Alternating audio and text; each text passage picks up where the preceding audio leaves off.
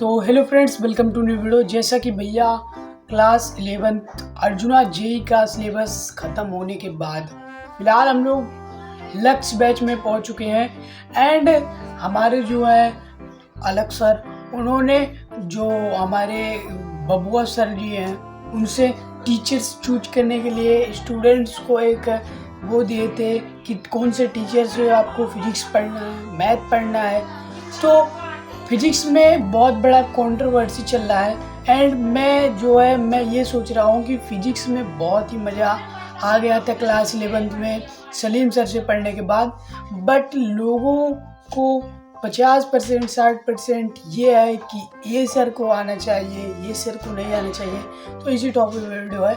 तो भाई देख लो, अभी इस समय चल रहा है, राजवंश सर ने एक फिलहाल जल्दी में वीडियो बनाया था, सलीम सर डकैत है तो मैं भी बकेट से कम नहीं हूँ। फिर उसका फाइनल रिप्लाई आता है सलीम सर से। मैंने फाइनल रिप्लाई में ये दिया भाई कि देख लो, जितने भी मेरे स्टूडेंट्स टॉप IITN में पहुँच चुके हैं, तो उन्होंने ऐसा कहा कि वो भी कम नहीं है।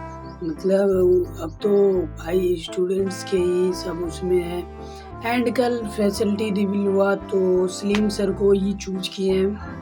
सलीम सर से जो नहीं पढ़ता हूँ ना भाई, बता दूँ, सलीम सर आ गए हैं, बेसिक टू एडवांस लेवल लेके जाते हैं और बेसिक से इतना सारे चीज़ें कॉन्सेप्ट्स को क्लियर करते हैं ना कि भाई तुम अपने दम पे क्वेश्चंस को बनाने लगोगे। इतना बहुत ही फाड़ू टीचर है। एंड वैसे में तो मज़ा आ गया मुझे क्लास 11th की जर्नी में। और फिर बहुत सारे चीज़ें जैसे करने की बाकी थी कि भाई तुम्हारा जो है मैथ वाला टीचर्स कौन था। तो भाई मैथ्स के लिए बहुत ही शानदार हमारे सचिन जागर सर हैं। और भाई और सब तो टीचर्स सेम ही रहेंगे। तो इन्हीं सब टीचर्स का कंट्रोवर्सी चल रहा था। तो आपको कौन सा टीचर्स भाई पसंद है एंड आपको क्या लगता है कि सलीम सर की अच्छी है कि नहीं?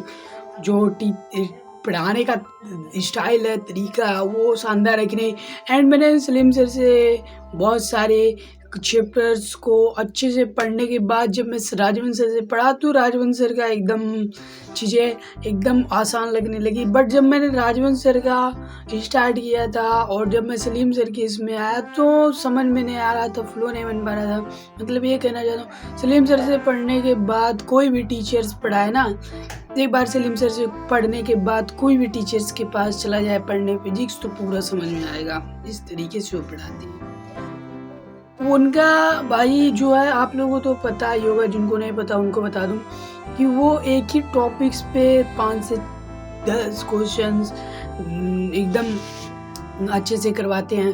फिर उसके बाद वो धीरे धीरे लेवल राइज करते हुए क्वेश्चंस को करते हैं। एंड फिर वो ज़्यादातर चीज़ें ध्यान में रखते हुए, जैसे उसका हो गया अदर इंस्टीट्यूट्स के बुक्स का इम्पोर्टेंट क्वेश्चन हो गया। एंड उनका जो एक्सपेक्टेड क्वेश्चन है कि ये जेईई मेंस के लिए, जे एडवांस के लिए एक्सेप्टेड है क्वेश्चन, वो बहुत ही धांसू होता है। एंड जो उन्होंने एक्सपेक्ट कर लिया होता है क्वेश्चंस, वो क्वेश्चंस आ जाते हैं पेपर्स में भाई। सलीम से भाई उनका हो रहा, ये हो रहा, ठीक है। और मज़ेदार तरीके से मैंने चीज़ों को अच्छे से पढ़ा उनसे और सारे PYQ बन गए, सारे एडवांस के क्वेश्चन लगे आ रहे थे SCB के, ठीक है। और जो अपने को उसमें देते हैं KPP में क्वेश्चन, उनका भी लेवल बहुत ही हाई होता है। उन्होंने कहा है कि भाई जो होता है उस KPP वाले क्वेश्चंस, उनका जो कर लेगा वो फिर करने के बाद एडवांस के जो क्वेश्चंस होंगे वो चूरन लगेंगे, चूरन।